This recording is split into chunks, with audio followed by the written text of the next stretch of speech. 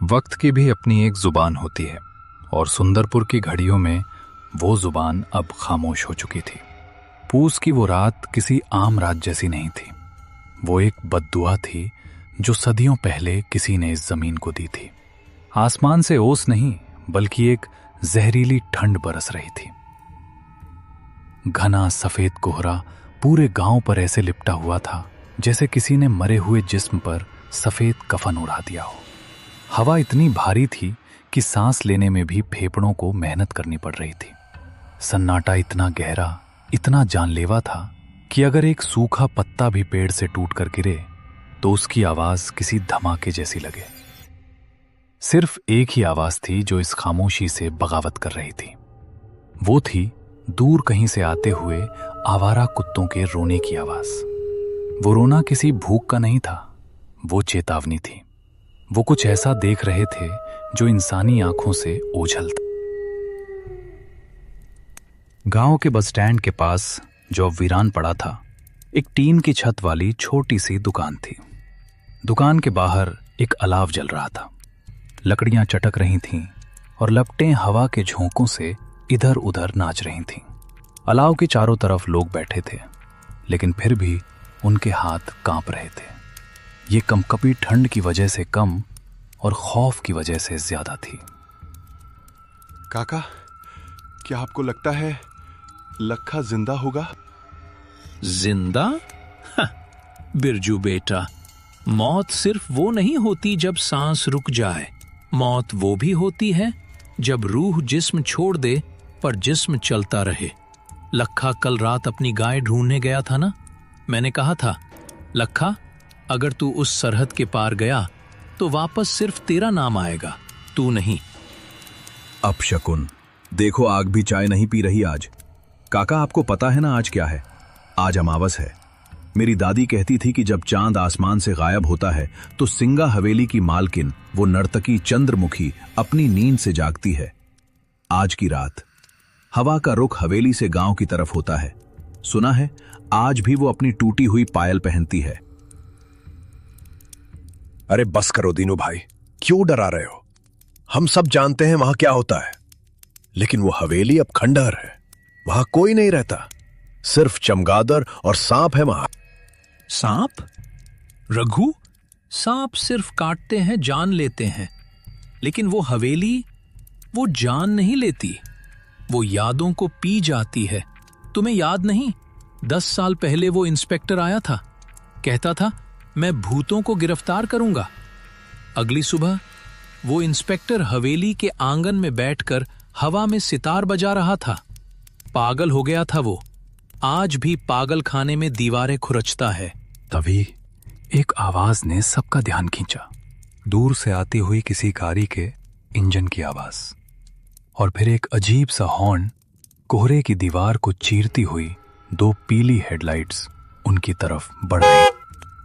इतनी रात को कौन पागल है जो अमावस की रात सुंदरपुर आ रहा है? वो एक खटारा ऑटो रिक्शा था जो शहर के रेलवे स्टेशन से आ रहा था। रास्ता उबड़ खाबड़ था और हर गड्ढे पर ऑटो ऐसे उछलता था जैसे उसके पुर्जे बिखर जाएंगे। ऑटो के अंदर 2 नौजवान बैठे थे, विक्रम और सुमित। दोनों की उम्र करीब 28-30 साल रही होगी। शहर के महंगे कपड़े पहने थे जो इस देहाती माहौल में अजीब लग रहे थे। विक्रम खिड़की से बाहर देख रहा था। बाहर सिवाय अंधेरे और कोहरे के कुछ नहीं था।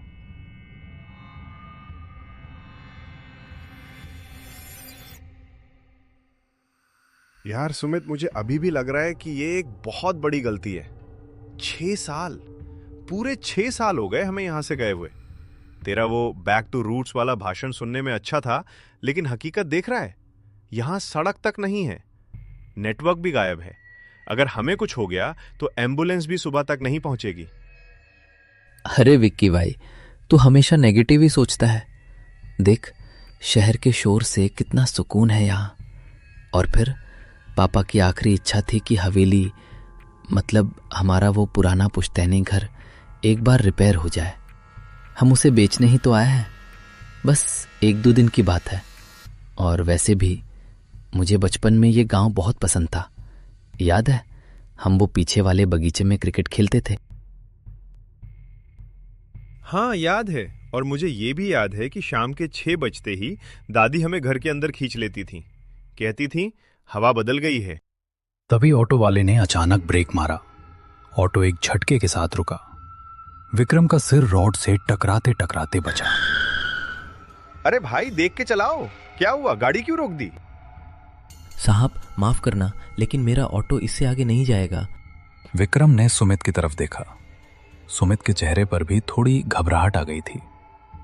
ऑटो वाले ने उनका सामान, 2 बैग जल्दी जल्दी सड़क पर उतारा। वो सामने देखिए, कोहरे के बीच वो सिंगा हवेली है। आज की रात उस रास्ते से गुजरना मतलब अपनी मौत को दावत देना है। पैसे आप आधे दे देना, पर मैं आगे नहीं जाऊंगा। क्या? अभी तो गांव का मोड़ आया है। हमारा घर तो वो पीपल के पेड़ के उस पार है। यहाँ बीच जंगल में कैसे उतरेंगे हम? एक सलाह मानिए साहब, अगर रास्ते में कोई आवाज आए, कोई आपको नाम से पुकारे या कोई सुरीला गाना सुनाई दे तो रुकना मत, बस चलते रहना, पीछे मुड़कर मत देखना। इससे पहले कि विक्रम कुछ और पूछता, ऑटो वाले ने किक मारी। ऑटो घर घर आया और फिर इतनी तेजी से यूटर्न लेकर भागा जैसे उसके पीछे कोई शैतान पड़ा हो। धूल और धुएं के गुबार में विक्रम और सुमित अकेले रह गए।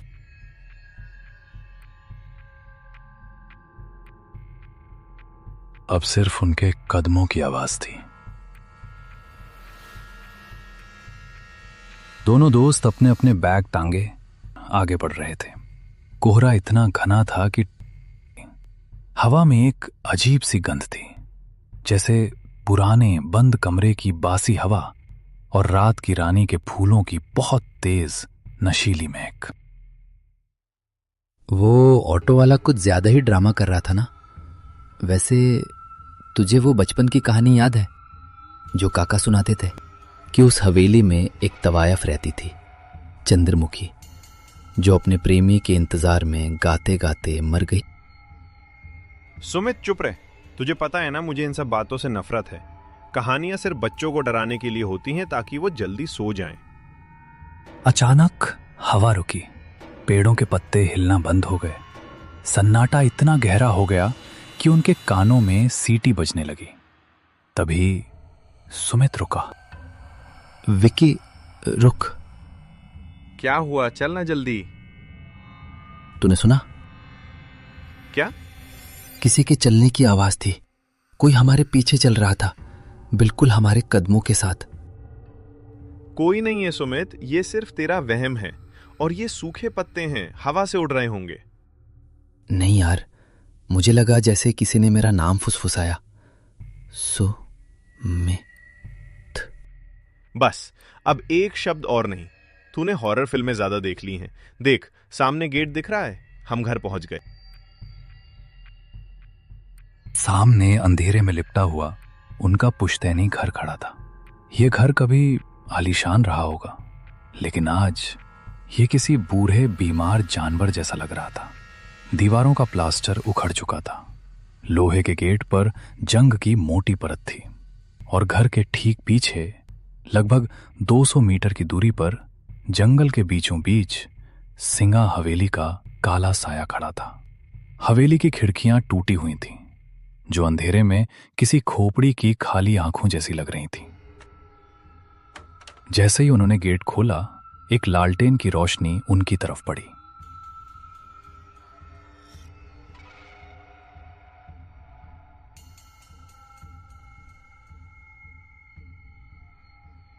सामने उनका पुश्तैनी घर अंधेरे में किसी सोए हुए दैत्य की तरह खड़ा था।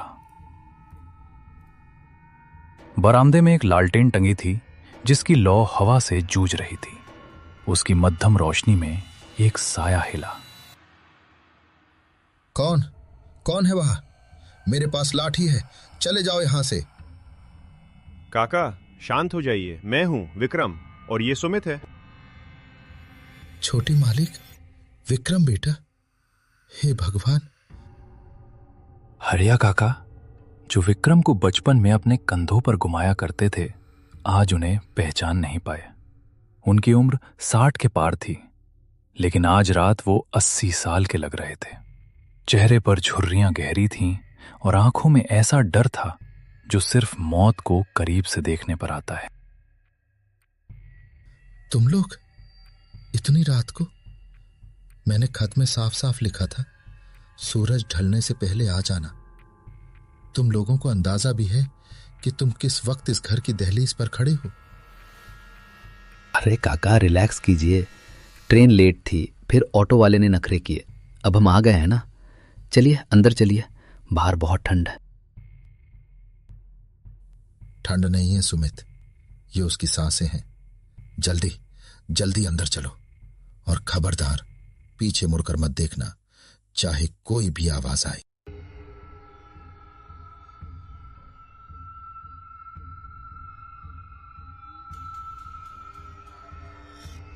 काका ने उन्हें लगभग खींचते हुए घर के अंदर किया और दरवाजे पर एक नहीं 3-3 सिटकनी लगा दी। फिर उन्होंने दरवाजे पर कान लगाकर कुछ सुनने की कोशिश की।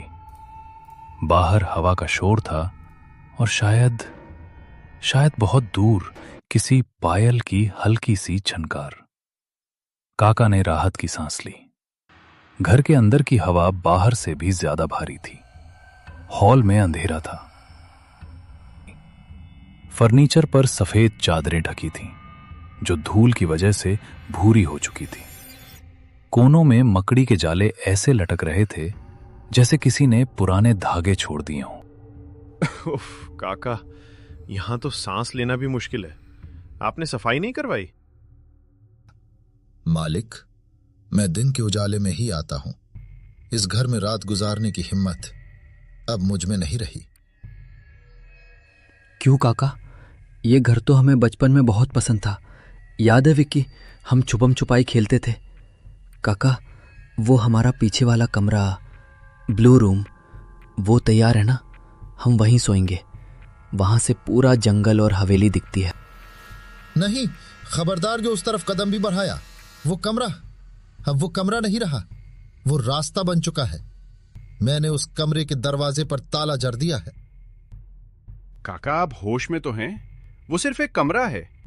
उसकी खिड़की से व्यू अच्छा आता है, इसलिए सुमित वहां जाना चाहता है। खिड़की दोनों तरफ से खुलती है बेटा, तुम बाहर का नजारा देखोगे। लेकिन अगर उसने तुम्हें देख लिया तो क्या होगा? पिछले महीने रामू का जवान बेटा सिर्फ कौतूहल में उस खिड़की के पास खड़ा था। उसने वो धुन सुन ली। अगले दिन उसकी लाश उसी कमरे में मिली। उसका मुंह खुला हुआ था और उसकी आंखों में सफेद पत्थर जैसी चमक थी। काका की बात सुनकर हॉल में एक भारी खामोशी छा गई। सुमित की नजर अनजाने में हॉल के उस कोने में चली गई जहां अंधेरे में वो वर्जित दरवाजे पर एक बड़ा जंग लगा ताला लटका हुआ था। क्या इस घर में कोई बिल्ली है? मुझे लगा जैसे किसी के नाखूनों से लकड़ी खुरचने की आवाज आ रही है उस बंद कमरे की तरफ से। विक्रम, तूने काका की बातें दिल पे ले ली हैं। ये पुराना घर है, लकड़ियां चटकती हैं, चूहे होंगे। खाना खा और सो जा। सुबह होते ही हम इंजीनियर को बुलाकर काम शुरू करेंगे और शाम तक वापस शहर निकल जाएंगे। हाँ बेटा, सो जाओ। मैंने तुम दोनों का बिस्तर यहीं हॉल में लगाया है। मैं बरामदे वाले कमरे में सोऊंगा। और सुनो, अगर रात को प्यास लगे तो मटका यहीं पास में रखा है। उस तरफ मत जाना। चाहे कोई रोए चाहे कोई गाए, हिलना मत।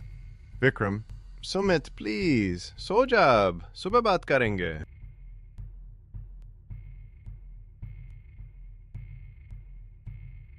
रात गहरी हो चुकी थी। विक्रम अपनी थकान की वजह से तुरंत सो गया। उसकी खर्राटों की हल्की आवाज हॉल में गूंज रही थी। लेकिन सुमित अपनी रजाई में लेटा छत को घूर रहा था। उसकी आंखों में नींद का नामो निशान नहीं था। उसे एक अजीब सी बेचैनी हो रही थी, जैसे उसके शरीर के अंदर चींटियां रेंग रही हों। वो बार बार करवट बदल रहा था। उसकी नजरें न चाहते हुए भी अंधेरे में उस ताले वाले दरवाजे पर जाकर टिक जाती थीं। तभी हवा का रुख बदला। वो आवाज, वो धुन शुरू हो गई। पहले बहुत धीमी, जैसे कोई कान में फुसफुसा रहा हो, फिर थोड़ी तेज। ये कोई साधारण संगीत नहीं था। सुमित, इतने साल कहाँ थे तुम? मेरी धुन अधूरी है, आओ इसे पूरा कर दो। नहीं, ये वहम है। विक्रम, विक्रम उठो। सुमित ने हाथ हिलाने की कोशिश की, लेकिन उसका हाथ जम गया था। उसे लगा जैसे उसका शरीर अब उसका नहीं रहा। उसकी उंगलियां अपने आप रजाई हटाने लगीं। उसके पैर उसकी मर्जी के खिलाफ जमीन पर उतर गए। सुमित बिस्तर से खड़ा हो गया। उसकी चाल अब इंसानों वाली नहीं थी। वो किसी कटी हुई पतंग की तरह हवा के बहाव में बहता हुआ उस बंद दरवाजे की तरफ बढ़ने लगा। उसकी आंखों की पुतलियां गायब हो चुकी थीं। सिर्फ सफेदी बची थी। उसके चेहरे पर एक अजीब सी शांति भरी मुस्कान थी। वो दरवाजे के पास पहुंचा। उसने अपना हाथ उस जंग लगे ताले पर रखा। ताला, जो लोहे का था, सुमित के छूते ही बर्फ जैसा ठंडा हो गया। बिना चाबी के सिर्फ छूने भर से ताला खुल गया। जंजीरें जमीन पर गिर गईं। आवाज से विक्रम की नींद में खलल पड़ा। उसने करवट बदली। सुमित, रात के करीब 2 बज रहे थे। हॉल में अचानक तापमान गिर गया था। इतनी ठंड थी कि सांस भी धुएं की तरह बाहर निकल रही थी। इतनी ठंड क्यों है? काका, खिड़की खुली रह गई क्या? विक्रम, जो थका हुआ था और गहरी नींद में था, एक अजीब सी सिहरन से जाग गया। उसे लगा जैसे किसी ने उसके चेहरे पर बर्फ का ठंडा हाथ रख दिया हो। विक्रम ने अपनी रजाई कसने की कोशिश की। उसकी आंख खुली। बगल का बिस्तर खाली था। सुमित वहां नहीं था। सुमित, पानी पी रहे क्या? विक्रम उठ बैठा। हॉल में गहरा अंधेरा था। सिर्फ वो छोटी सी मोमबत्ती अपने आखिरी सांसें गिन रही थी। उस मध्यम रोशनी में विक्रम ने जो देखा, उससे उसका गला सूख गया। वो वर्जित दरवाजा, जिस पर काका ने ताला जड़ा था, वो चौपट खुला था। ताला और लोहे की जंजीरें जमीन पर ऐसे पड़ी थीं जैसे सांप ने अपनी केचुली छोड़ दी हो। उस खुले दरवाजे के उस पार घना काला अंधेरा था और हवा की डरावनी साएं साएं आ रही थी। सुमित, मजाक मत कर यार, बाहर आ जा। लेकिन जवाब में सिर्फ हवा की सीटी सुनाई दी। रोशनी की एक पतली लकीर उस खुले कमरे के अंदर गई। कमरा खाली था। विक्रम दौड़कर खिड़की के पास गया। उसने बाहर झांका। बाहर कोहरे की एक मोटी चादर थी, लेकिन उस सफेदी के बीच उसे एक धुंधली सी परछाई दिखाई दी। कोई था जो घर से दूर जंगल के रास्ते उस पुरानी सिंगा हवेली की तरफ बढ़ रहा था। सुमित! विक्रम चिल्लाया। उसने एक पल भी नहीं सोचा। वो खिड़की से ही कूद गया। नीचे झाड़ियां थीं। कांटों ने उसके पायजामे को फाड़ दिया। पैरों में खरोंचें आईं, लेकिन विक्रम को दर्द महसूस नहीं हो रहा था। उसके दिमाग में बस एक ही चीज थी, अपने दोस्त को रोकना। कोहरा इतना घना था कि 10 कदम आगे देख पाना भी मुश्किल था। विक्रम सुमित के पैरों के निशान ढूंढ रहा था। गीली मिट्टी पर नंगे पैरों के निशान थे, लेकिन सुमित, या वो चीज जो सुमित के शरीर में थी, वो रुक नहीं रही थी। सुमित की चाल अजीब थी। वो चल नहीं रहा था। वो जैसे हवा में तैर रहा था। उसके हाथ शरीर के बगल में बेजान लटके थे और सिर एक तरफ झुका हुआ था। जंगल विक्रम को रोकने की कोशिश कर रहा था। विक्रम का दिल जोर जोर से धड़क रहा था। तभी उसकी टॉर्च की रोशनी सामने पड़ी। विक्रम सिंगा हवेली के मुख्य द्वार के पास पहुंच चुका था। हवेली का गेट लोहे का बना था। सुमित गेट के ठीक सामने खड़ा था। उसका चेहरा गेट की तरफ था, विक्रम की तरफ पीठ। सुमित रुक जा भाई, वहां आगे खाई है, गिर जाएगा। पागल हो गया है क्या? मैंने कितनी आवाजें दी, सुनता क्यों नहीं? आ गए तुम? इतनी देर क्यों कर दी? महफिल सज चुकी है, बस साज की कमी है। सुमित, ये कैसी आवाज है?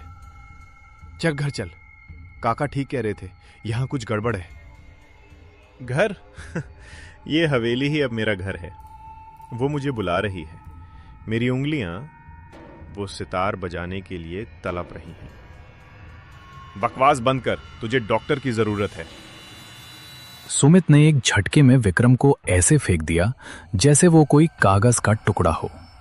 विक्रम 10 फीट दूर जा गिरा। विक्रम ने देखा कि हवेली का वो भारी भरकम जंग लगा गेट अपने आप खुलने लगा। मेरा इंतजार खत्म हुआ। सुमित ने हवेली के अंदर कदम रखा। अंधेरे ने उसे निगल लिया। विक्रम गेट की तरफ दौड़ा, लेकिन जैसे ही विक्रम गेट के पास पहुंचा, गेट एक तेज धमाके के साथ उसके मुंह पर बंद हो गया। विक्रम ने गेट को पीटना शुरू कर दिया। खोलो सुमित, बाहर आ, खोलो इसे। लेकिन गेट टस से मस नहीं हुआ और तभी हवेली के अंदर से रोशनी जल उठी। विक्रम पागलों की तरह हवेली के उस लोहे के गेट को पीट रहा था। अंदर सुमित गायब हो चुका था और बाहर विक्रम अपनी सांसों से लड़ रहा था। हवेली के अंदर से अब वो धुंध इतनी तेज हो चुकी थी कि जमीन भी कांप रही। सुमित, बाहर आ, भगवान के लिए दरवाजा खोलो, कोई है? खोलो इसे। तभी बिजली कड़की। विक्रम ने देखा कि हवेली की बाईं तरफ एक पुरानी खिड़की की जाली टूटी हुई थी। वो जमीन से थोड़ी ऊंचाई पर थी और उसके नीचे एक सूखे पेड़ की डाल लटक रही थी। विक्रम दौड़ा। उसने पेड़ की खुरदरी छाल को पकड़ा और ऊपर चढ़ने लगा।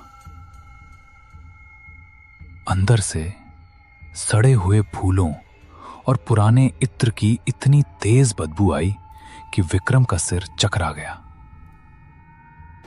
और अंधेरे में अंदर कूद गया। विक्रम अब हवेली के अंदर था। बाहर की ठंड यहां गायब थी। यहां एक अजीब सी चिपचिपी गर्मी थी। दीवारों पर बड़े बड़े तैल चित्र टंगे थे, लेकिन उन चित्रों के चेहरे खुरच दिए हुए थे। विक्रम रोशनी की तरफ बढ़ा जो मुख्य हॉल से आ रही थी। जैसे ही वो हॉल के दरवाजे पर पहुंचा, उसके पैरों तले जमीन खिसक गई। फर्श पर बेशकीमती कश्मीरी कालीन बिछा था और वहां महफिल सजी थी। हॉल के किनारों पर लोग बैठे थे। वो बिल्कुल शांत थे। उनमें से एक को विक्रम ने पहचान लिया। वो रघु था, गांव का वो लड़का जो पिछले हफ्ते गायब हुआ था। रघु, तुम यहां हो? चलो भागो यहां से। रघु का चेहरा इंसान का नहीं था। उसकी त्वचा स्लेटी रंग की हो चुकी थी। उसकी आंखें पथरा गई थीं। वो पत्थर की मूर्ति बन चुका था। विक्रम दौड़कर रघु के पास गया। विक्रम ने पीछे देखा। बाकी लोग भी, सब के सब पत्थर बन चुके थे। ये वो बदकिस्मत लोग थे जिन्होंने वो धुन सुनी थी। हवेली ने उन्हें मारा नहीं था, उन्हें अपना दर्शक बना लिया था, हमेशा के लिए। तभी विक्रम की नजर हॉल के बीचों बीच गई। वहां हवा में जमीन से 5 फीट ऊपर एक लाल रंग का सितार तैर रहा था। उस सितार के तार अपने आप हिल रहे थे। कोई अदृश्य उंगलियां उसे बजा रही थी और उस सितार के ठीक नीचे सुमित खड़ा था। सुमित का शरीर हवा में थोड़ा ऊपर उठ रहा था। उसका हाथ धीरे धीरे उस सितार की तरफ बढ़ रहा था। जैसे ही वो उसे छुएगा, उसका भी वही हाल होगा जो रघु का हुआ। कितनी सुंदर है ये। मेरे हाथ मेरे हाथ इसे छूना चाहते हैं। सुमित नहीं, पीछे हट, वो साज नहीं, वो मौत है। विक्रम सुमित की तरफ दौड़ा, लेकिन जैसे ही उसने हॉल के बीच वाले हिस्से में कदम रखा, एक अदृश्य दीवार ने उसे टक्कर मारी। विक्रम गिर पड़ा। हवा में एक गूंजती हुई क्रोधित औरत की आवाज आई। खामोश, मेरी महफिल में शोर मचाने की जरूरत कैसे हुई? ये मेरा नया साजिंदा है।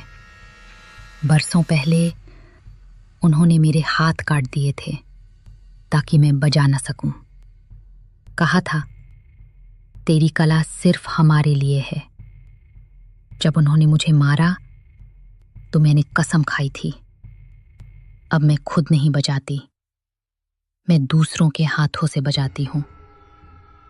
और जब वो बजाकर थक जाते हैं तो मैं उन्हें अपनी कला बना लेती हूं, पत्थर की मूरत। नहीं, मैं सुमित को पत्थर नहीं बनने दूंगा। मुझे इस आवाज को रोकना होगा, मुझे इस साज को तोड़ना होगा। विक्रम ने इधर उधर देखा। हॉल की छत बहुत ऊंची थी और ठीक उस तैरते हुए सितार के ऊपर एक विशाल लोहे का झूमर लटक रहा था। उसकी रस्सी पुरानी थी और दीवार के कोने में एक खूंटी से बंधी थी।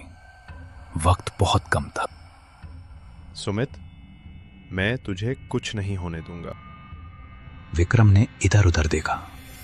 हॉल की छत बहुत ऊंची थी और ठीक उस तैरते हुए सितार के ऊपर एक विशाल लोहे का झूमर लटक रहा था।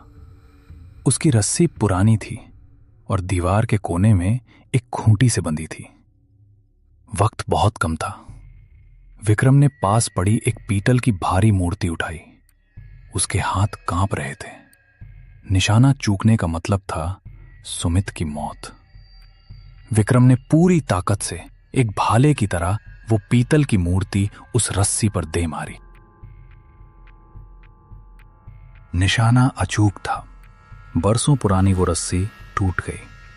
हजारों किलो वजनी वो लोहे का झूमर गुरुत्वाकर्षण की रफ्तार से नीचे आया। जैसे ही सितार टूटा, वो सुरीली धुन एक भयानक चीख में बदल गई। हॉल में तूफान आ गया। वो अदृश्य साया जो अब तक हावी था, धुएं की तरह बिखरने लगा। मेरा साज, मेरा इंतजार, नहीं। हवेली कांपने लगी। छत से धूल और पत्थर गिरने लगे। सुमित जो हवा में था, एक बेजान कठपुतली की तरह जमीन पर गिर पड़ा। सुमित, उठ भाई, भागना होगा, ये जगह गिर रही है। सुमित बेहोश था। उसको होश आया और वो हवेली से बाहर की ओर भागे।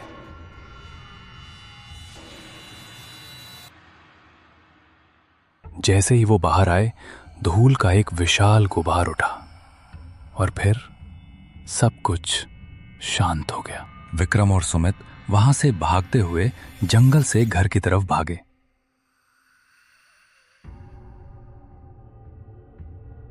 लेकिन वो अब बहुत डर में, जिसकी वजह से वो कुछ समझ नहीं पाया और वहीं बैठ गया। और उन्हें पता नहीं चला सुबह हो गई। विक्की, हम कहाँ हैं? मेरे सिर में दर्द हो रहा है और वो गाना बंद क्यों हो गया? गाना खत्म हो गया भाई, साज टूट गया, महफिल उठ गई। सुमित, आज हमने सिर्फ अपनी जान नहीं बचाई, तुमने इस गांव को एक सदियों पुराने श्राप से आजाद कर दिया। शायद उन्हें भी मुक्ति मिल गई। गांव में आज भी वो कहानी सुनाई जाती है। कहते हैं अमावस की रात को अब वहां से रोने की आवाज नहीं आती, लेकिन अगर आप उस मलबे के पास जाकर दिल लगाकर सुने तो हवाओं में एक हल्की सी धन्यवाद की फुसफुसाहट सुनाई देती है। क्योंकि हर अधूरी धुन का मकसद डराना नहीं होता, कुछ धुनें सिर्फ पूरा होना चाहती हैं।